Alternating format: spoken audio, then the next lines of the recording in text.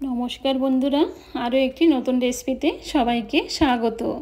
আজকে আমি বানাবো অনুষ্ঠান বাড়ির মতো কাঁচা আমের চাটনি। এই কাঁচা আমের চাটনি কিন্তু খেতে অসম্ভব টেস্টি হয় বন্ধুরা। দেখুন বন্ধুরা, আমি এখানে একটা কড়াই বসিয়ে দিয়েছি। কড়াইটা কিন্তু গরম হয়ে গেছে, আর দিয়ে দিলাম কিছু বাদামটাকে একটু ভেজে নেব। তো বাদামটা কিন্তু আমি একটু ভেজে নিয়েছি। এখন ওটাকে নামিয়ে নেব। এখন ওটাকে নামিয়ে ওটাকে সাইডে রেখে দেবো ঠান্ডা হওয়ার জন্য। এখন একটা মশলা বানিয়ে নেব। তো এখানে দিয়ে দিলাম হাফ চামচ জিরে, হাফ চামচ মৌরি, আর দিয়ে দিলাম একটা শুকনো লঙ্কা ভেঙে। এখন এগুলোকে একটু হালকা করে ভেজে নেব। আর খুব সুন্দর কিন্তু একটা গন্ধও চলে এসেছে। তো এগুলো কিন্তু ভাজা হয়ে গেছে। এখন এগুলোকে নামিয়ে নেব।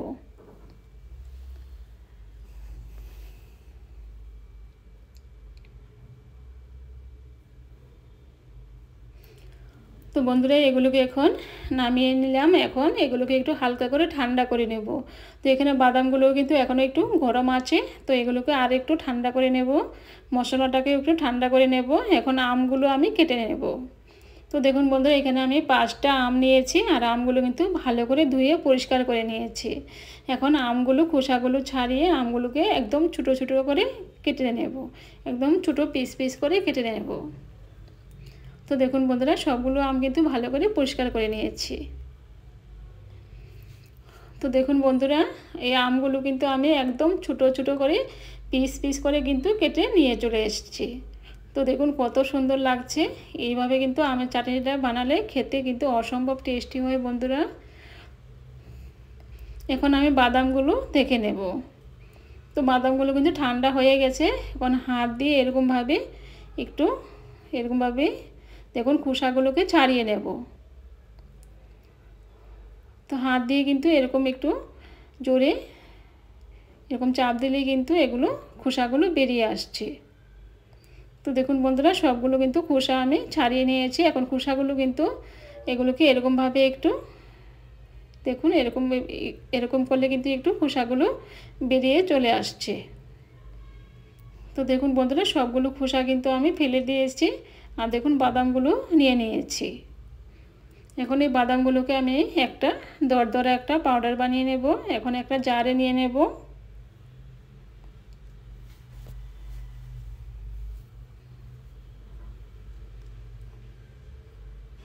তো দেখুন বন্ধুরা, একটা দরদরা কিন্তু একটা পাউডার বানিয়ে নিয়েছি। খুব একটা কিন্তু মিহি করিনি।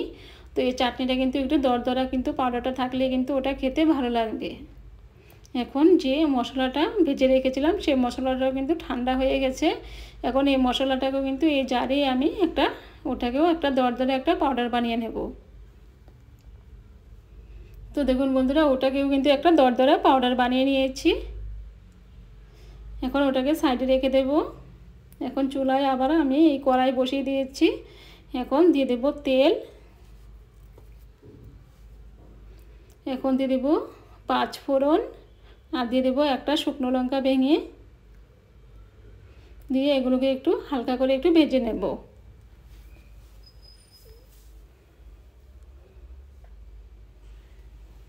তো হালকা করে একটু ভেজে নিয়েছি। এখন যে আমগুলো কেটে রেখেছিলাম সেই আমগুলো দিয়ে দেব।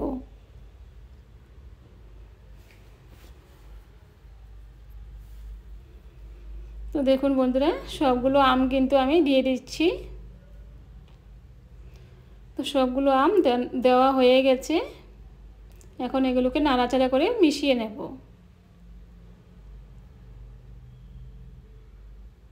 এখন দিয়ে দেব সামান্য হলুদ গুঁড়ো, আর দিয়ে দেবো স্বাদ মতো সামান্য একটু লবণ। খুব একটা বেশি দেবো না, সামান্য একটু লবণ দিলেই কিন্তু হবে। 1 পিঞ্চের মতো দিলেও হবে। এখন এগুলোকে একটু ভালো করে মিশিয়ে নেব। যেহেতু ওটা মিষ্টি আচার হবে, তো লবণটা কিন্তু একটু কম দিলেই ভালো হবে। তো ভালো করে একটু মিশিয়ে নিয়েছি। এখন 2 মিনিটের জন্য ঢাকা দিয়ে রেখে দেব। তো 2 মিনিট হয়ে গেছে। এখন এগুলোকে আরও একবার নাড়াচাড়া করে মিশিয়ে নেব।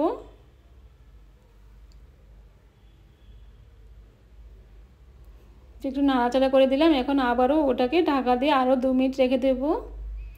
2 মিনিট হয়ে গেছে। তো দেখুন বন্ধুরা, এগুলো কিন্তু হালকা ভাজা হয়ে গেছে। এখন আরও একবার ভালো করে একটু মিশিয়ে নিয়েছি। এখন দিয়ে দেবো জল। তো আমি এখানে 1 গ্লাস জল দিয়ে দিলাম, দিয়ে আরও একবার ভালো করে মিশিয়ে নেব।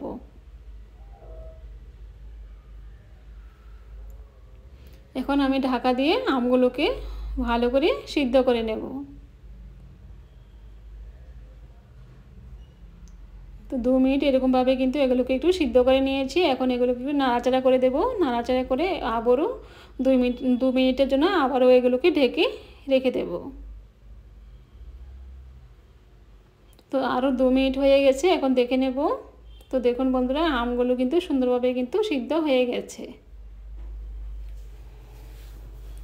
তা আমটা কিন্তু দেখুন বন্ধুরা, কিছু আম কিন্তু একদম গলে গেছে আর কিছু কিন্তু গোটা গোটা রয়ে গেছে। তো এই গোটা গোটা থাকলেই কিন্তু ওটা খেতে ভালো লাগবে। আর এখানে দিয়ে দিলাম এখন 1 কাপ চিনি।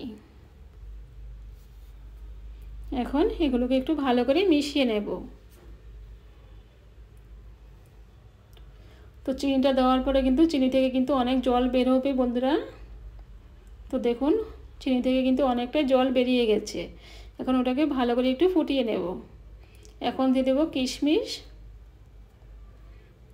দিয়ে এগুলোকে ভালো করে মিশিয়ে নেব। মিশিয়ে ভালো করে ফুটিয়ে নেব। এগুলোকে আরও একটু সিদ্ধ করে নেব। তো কিশমিশটা বন্ধুরা হাতের কাছে থাকলে দিবেন, না থাকলে কিন্তু না দিলেও কিন্তু হবে। ওটা কিশমিশ ছাড়াও কিন্তু খেতে ভালো লাগে। আর যদি কাজু থাকে কাজুও দিতে পারেন।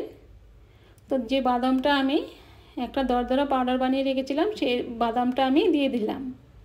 দিয়ে আরও একবার এগুলোকে ভালো করে মিশিয়ে নেব।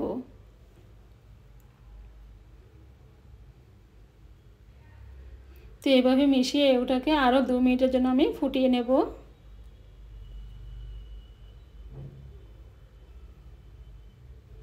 তো এগুলো কিন্তু ভালো করে ফুটিয়ে নিয়েছি। তো বন্ধুরা, আমের চাটনিটা কিন্তু প্রায় হয়ে গেছে। আর ওটা কিন্তু ডাল, সবজি, ভাতের সাথে কিন্তু খেতে অসাধারণ লাগে বন্ধুরা। তো এইভাবে একবার বানিয়ে দেখবেন, আশা করি আপনাদের ভালো লাগবে। এখন যে মশলাটা আমি একটা পাউডার বানিয়ে রেখেছিলাম, দরদরা পাউডার, সেই পাউডারটা দিয়ে দিলাম। দিয়ে ওটাকে ভালো করে মিশিয়ে নেব। তো দেখুন বন্ধুরা, কত সুন্দর লাগছে। ওটা কিন্তু ঠান্ডা হলে কিন্তু আরও দেখতে সুন্দর লাগবে, খেতে কিন্তু অসম্ভব টেস্টি হয়। তো ভালো করে ওটাকে মিশিয়ে নিয়েছি, ওটা কিন্তু হয়ে গেছে। এখন আমি নামিয়ে নেব। নামিয়ে একটা পাত্রে রেখে দেব।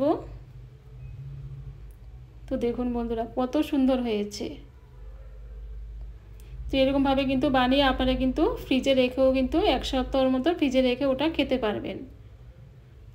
তো বন্ধুরা, আজকে আমার এই কাঁচা আমের রেসিপিটা, চাটনিটা যদি ভালো লেগে থাকে আমার চ্যানেলটাকে সাবস্ক্রাইব করে আমার পাশে থাকবেন। আর লাইক করতে কিন্তু বন্ধুরা একদম ভুলবেন না। তো আজকে এই পর্যন্তই।